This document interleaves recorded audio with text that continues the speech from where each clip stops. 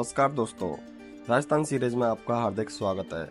जयपुर हम लोगों ने घूम लिया है। जयपुर घूमने के बाद अब हम जा रहे हैं चित्तौड़गढ़ एक्सप्लोर करने के लिए। तो पहले हम लोग बस स्टैंड जाते हैं, लेकिन बस नहीं होती है, तो इसलिए हम लोग वापस से रेलवे स्टेशन आ जाते हैं और रेलवे स्टेशन का टिकट कटाते हैं चित्तौड़गढ़ का रात को 11 बजे से, और सुबह 4 बजे चित्तौड़गढ़ पहुँच जाते हैं। काफ़ी खूबसूरत सी अभी सुबह के 4 बज रहे हैं और हम लोग पहुंच गए अभी चित्तौड़गढ़ स्टेशन पर। और यहाँ से बाहर जाने का रास्ता कुछ इस प्रकार से है। चित्तौड़गढ़ रेलवे स्टेशन आप देख पाते हैं और यहाँ से ये नीचे जाने का रास्ता रहता है। स्टेशन से निकलते ही हम लोग रिक्शा पकड़ते हैं और बजट फ्रेंडली होटल ढूंढने लगते हैं। थोड़ा समय घूमने के बाद हमें ये लक्ष्मी एसी और नॉन एसी रूम्स वाला होटल देखने के लिए मिल जाता है, जिसको हमने सिर्फ 600 रुपये में 4 लोगों के बीच में लिया था दोस्तों। और अब हम लोग यहाँ से जाने वाले हैं चित्तौड़गढ़ का फोर्ट एक्सप्लोर करने के लिए। तो आज का ये ब्लॉग आपको सिर्फ जौहर कुंड का देखने के लिए मिलेगा। बाकी के चित्तौड़गढ़ के और भी बहुत सारे वीडियोस हैं, उनको देखने के लिए आपको चैनल को सब्सक्राइब करना पड़ेगा। तो अभी ऑटो पकड़ लिया है, तो चलो चलते हैं। चित्तौड़गढ़ किले के 7 द्वार हैं। कहा जाता है कि एकमात्र ऐसा किला है जिसके 7 दरवाजे हैं। यह दुर्ग किला 7वीं से 16वीं शताब्दी तक एक सत्ता का खास केंद्र है। 700 एकड़ में फैले और 500 फुट की ऊंचाई वाली पहाड़ी पर स्थित इस किले की बनावट बहुत ही शानदार है। यही वजह है कि इसे भारत का सबसे लंबा किला भी कहा जाता है। इस किले में मजबूत प्रवेश द्वार, बुर्ज, महल, मंदिर और जलाशय है, जो राजपूत वास्तुकला के उत्कृष्ट नमूने हैं। चित्तौड़गढ़ दुर्ग को राजस्थान का गौरव एवं राजस्थान के सभी दुर्गों का सिरमौर भी कहा जाता है।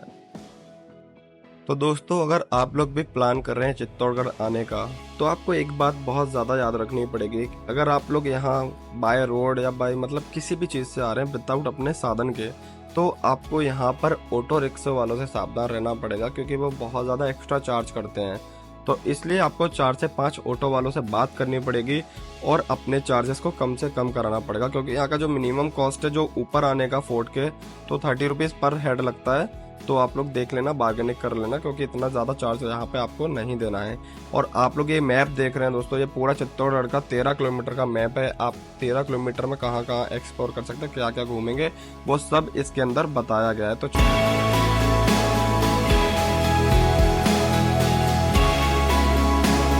आपको ये सारे पेड़ दिख रहे होंगे, सारे सीताफलों के पेड़ हैं और यहाँ पे काफी सारी मात्रा में सीताफल लगे हुए हैं, लेकिन इनको तोड़ना वर्जित है। अगर आप लोग तोड़ते पाएंगे तो आपको 501 रुपए का जुर्माना भरना पड़ सकता है। आप लोग जैसे ही जौहर कुंड की ओर बढ़ेंगे तो आपको सामने विजय स्तंभ देखने के लिए मिलेगा, जिसे मेवाड़ नरेश राणा कुंभा ने महमूद खिलजी के नेतृत्व वाली मालवा की सेना पर सारंगपुर की लड़ाई में विजय के स्मारक के रूप में सन 1440 या 1448 के मध्य बनवाया था। यह राजस्थान पुलिस और राजस्थान माध्यमिक शिक्षा बोर्ड के प्रतीक चिन्ह में शामिल है।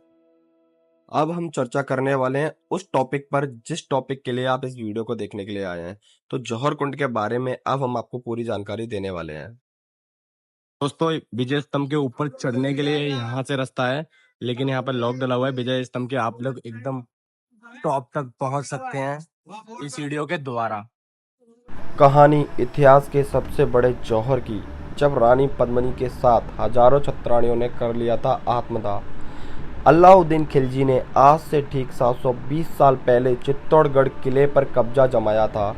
वह किले में दाखिल होता उससे पहले ही चित्तौड़गढ़ की रानी ने हजारों छत्राणियों के साथ जौहर कुंड में कूदकर आग को गले लगा लिया था।